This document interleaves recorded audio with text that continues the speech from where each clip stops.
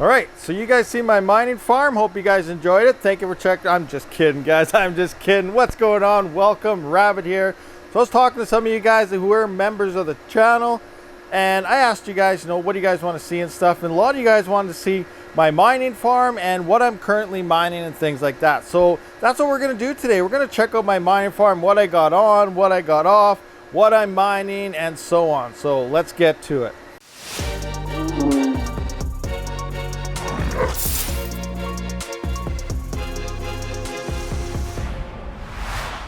All right, so we're going to start over here. And if you are bullish on Bitcoin at any time of the year, especially bull runs, be sure to hit that like button as well as that subscribe button if you're not yet a subscriber. Moving on here. So yes, obviously this is a big bad boy Bitcoin miner. We silenced this thing down with the AC Infinity kit and the inline fans. I got another part coming in very soon that's actually quite interesting. It's going to eliminate the manual control altogether. We're going to stick a different fan emulator onto there, which then controls this fan automatically based on what the ASIC thinks it needs to do. It's going to be like it has its default fans and control this. So it won't be running at 10 all the time. Now, I don't really have to run this at 10. It does cool much better than the default fans, but I could probably run this at 6, 7 and lose quite a bit more power. I think we only, whoa, what's going on there? Okay, that was crazy. You see that out of focus? I apologize for that. But sometimes this black thing doesn't want to focus. I don't got the light hitting it very well. So anyway, so we can run this at maybe 6, 7, and we'll be using only around 100 watts or less. And then right now, all the way cranked up to 10, it is about 167 watts. So a little bit more than what the default fans are. Those things actually use quite a bit of power. But yeah, this is the Bitcoin miner right here. I'm actually solo mining Bitcoin, exhausting it out the window, and I'm hoping for that solo block. Now, the odds of me hitting that is next to zero, but we do have about 118 terahash just with that alone. I do have the USB Mars lander there with about 250 gigahash trying as well, both on the same pool. I'm going to burn about $350 Canadian trying solo on this thing for a full month, and if I lose $350, and if I win, obviously that's like 180,000 in this bear market worth of Bitcoin. So it'll be pretty insane, but the odds are definitely against me. So we'll see how that YouTube luck is and see if we hit that. Guys, wish me luck, pray for me, do all those things, because hopefully it does come through. Moving on to the other thing here, we do have the E300. Now, it was using about 500 to 515 watts. Was fairly loud, but again, we silenced this thing with the Noctua fan mod. So we got this down at about 15 gigahash on Caspa to about, what is it now, 496 watts or so. So not too shabby, doing pretty good. Dead silent, nice and quiet here. But Caspa, with the big ASICs are coming, so we're gonna have to find some new coins soon for the E300, but that's okay. Radiant is still being tweaked. It's coming soon, and there's another 3 or 4 cards. I don't even know what I'm talking about cards. We're not on the GPU section yet. Another 3 or 4 coins that's actually going to be implemented on top of Radiant for this thing soon. So switching and everything. This is a very easy to use FPGA miner, but once that comes out, we'll showcase the other coins and overclock settings and things like that when it comes. But right now, yeah, this is currently on Caspa on the E300, and that's mining because obviously this thing is super efficient and it is profitable on Caspa. So here I got some router mining going on, so I am mining router coin. I'm just kidding, there's no such thing. That's just my internet going through everything here. No such thing as router coin. This is not a TP-Link scam router miner. Ignore all that stuff. That is 100% false. So yeah, that's just what's going on there. That's the internet. Now, these guys right here, and yeah, well, you can see it's dead. It's black right there. Nothing's on. So 2 GPUs are sitting on top. It's only half full, and that one's missing 1 card. It's off as well. So it is a sad time to say that my GPUs are shut off. I wish they could be on, but with my power price and everything that's going on, I just can't run them. Now, I just finished saying I'm running this thing solo mining at way more power than what these are using.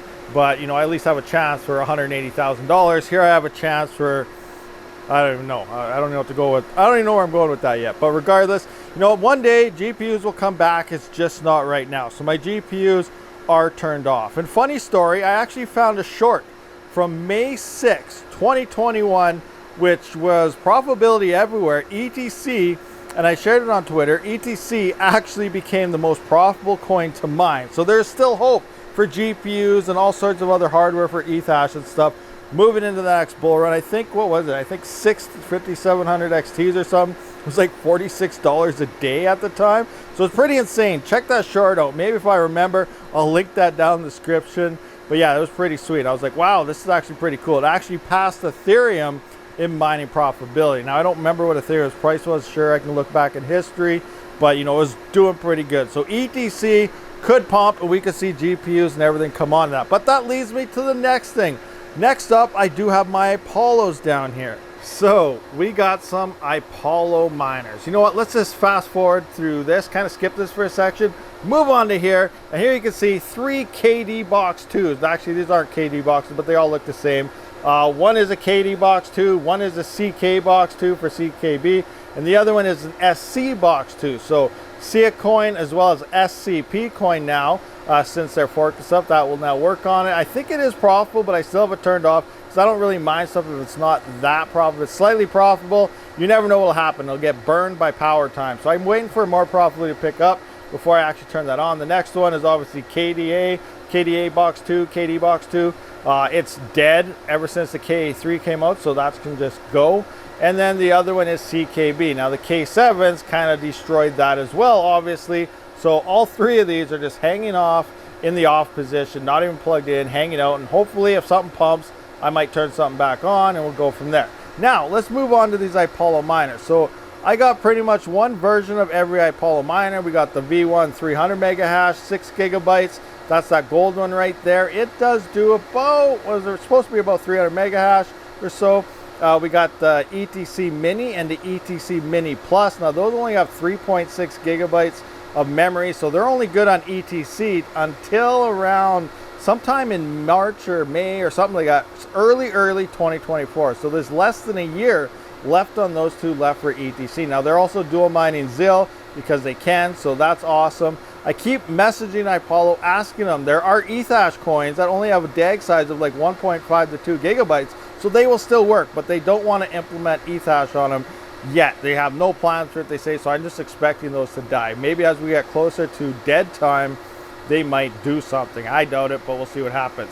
And then the other ones, we do have the Apollo Mini SE Plus and the Apollo Mini SE, and those 2 are probably the 2 most efficient Apollo miners you can get your hands on, even more than the V1 here. They are 6 gigabytes, and they got slightly more hash rate than that one in terms of efficiencies and so on. So these are all this. I have these all currently on Octaspace. I do find that that is currently the most profitable coin, as well as mixing with ZIL. So that's what I got these on. Do it yourself. You know, there's lots of different ETH coins out there, but currently, I do have these on Octaspace right now. Which leads me to the next thing. I was talking about it in my Discord. I know I'm just rambling on here, but TaxBit, the most highest volume for Octaspace. I went into there because I was like, you know, it's power time. I'm gonna have to sell some coins, get my power costs, and they are a rip-off. TaxBit, I hope you see this video, TaxBit. You guys rip everybody off. Like seriously, Litecoin, 0.07 of a withdrawal fee, that's like $6 when it should be like 6 cents. You guys are ripping everybody off. Now it looks like Caspa is probably the cheapest way to withdraw out of that. At 10 Caspa, that works out to be hardly anything because Caspa tanked, but you know where I'm going there. Look for the cheapest withdrawal fee. That exchange will burn you hard. I think Bitcoin is almost like $100 or something, you know, maybe not that high, 0.02 or something crazy high though to withdraw out of there. So it's pretty crazy. TaxBit, fix your stuff, or no one wants to use you. I don't know why all the volume's there. Guys, Octaspace, move all your coins somewhere else. That exchange is trash.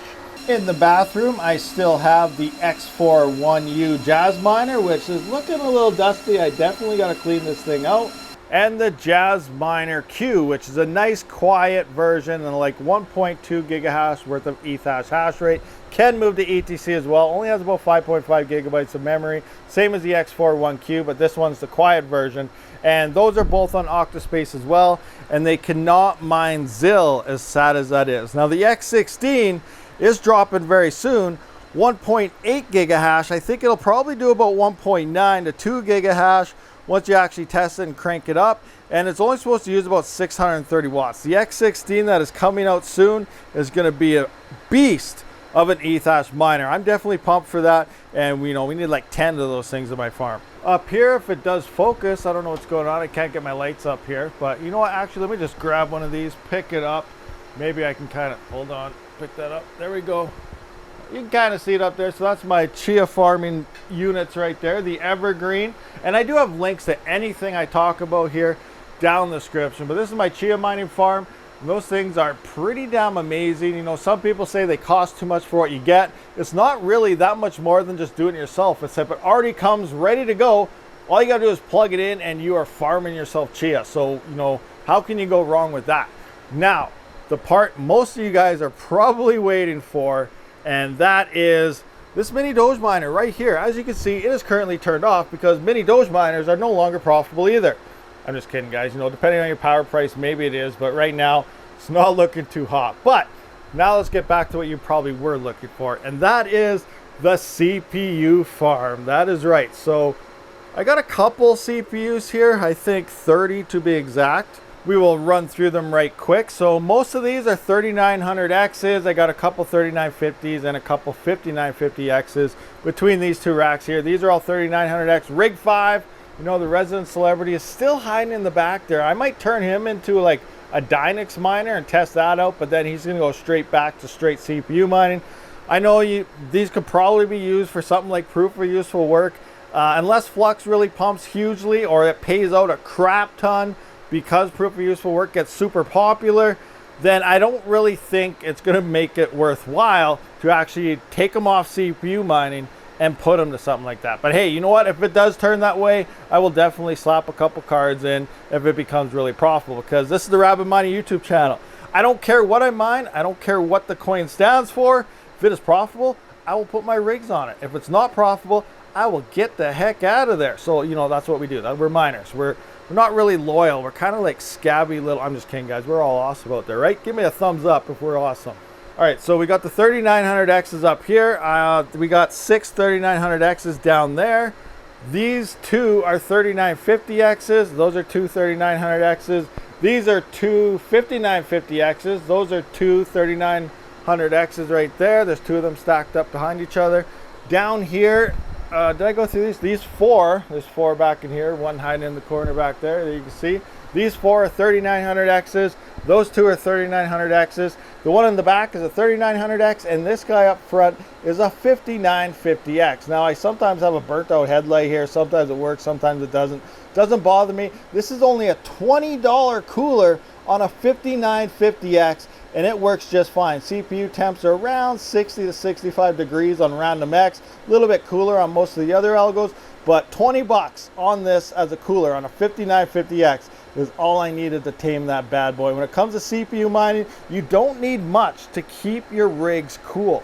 Over here in the corner, I do have the little one's PC. This is a Ryzen 3700X with a 3060. Again, the GPU is just hanging out idle, but the CPU is mining away. And then I do have my workstation here, which does consist of a 7950X and a 3090. And I can't forget about my little server I kind of use here for nodes and other things. This is a 3900X with RTX 3060 Ti. This is the one that it just sucks. That is my MSI Gaming X1, and it just absolute worst GPU I've ever seen in my life. So that is my CPU mining farm. You guys are probably wondering, Rabid, what are you mining on your CPUs? And you know, I can't really answer that as one direct coin. I do move my entire farm around a lot, and I don't mix around to different coins. I usually point it all at one coin, all or nothing, based on my spreadsheet and profitability. Now, most of the time, depending on the Dero hash rate, if it's around 450 or less,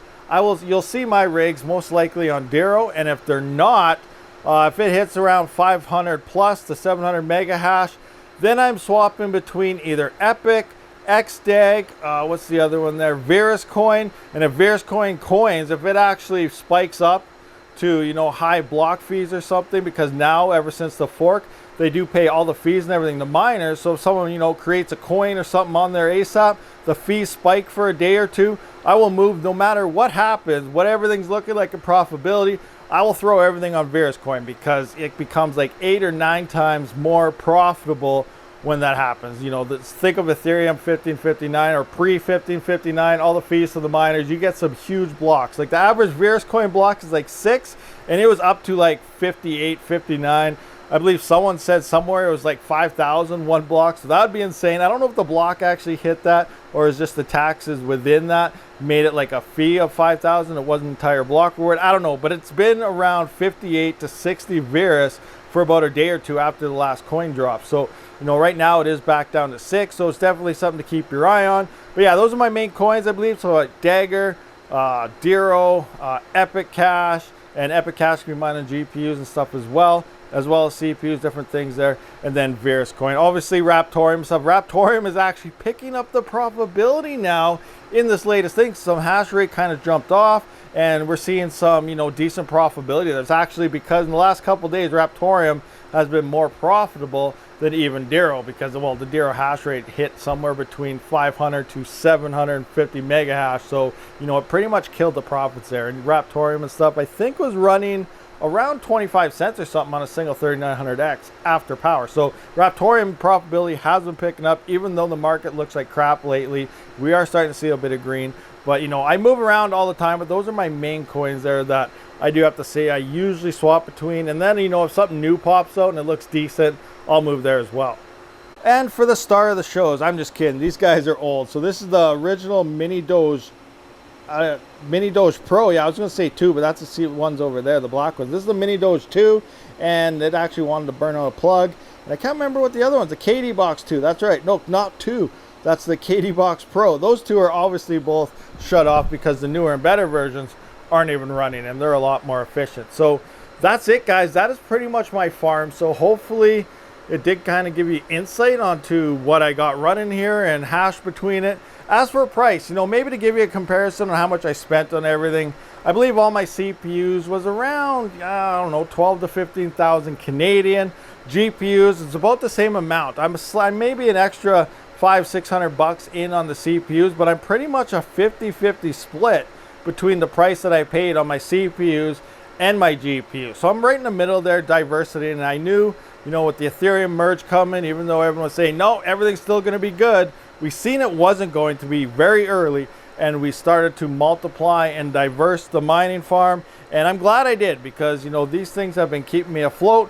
GPUs will come back sometime. We don't know when. We definitely need some things to explode, or just miners quitting. You know, as bad as that sounds, that comes down to the truth of it. If nothing really explodes high enough, miners need to quit, and that's the bottom line. It all comes down to power price. Obviously, someone with 5-cent power will continue to mine through anything than someone with 40-cent power. But that's about it, guys. So thank you for checking out this video. And again, if you see anything you like, I will have a link down in the description to most of this. I will see you all in the next one.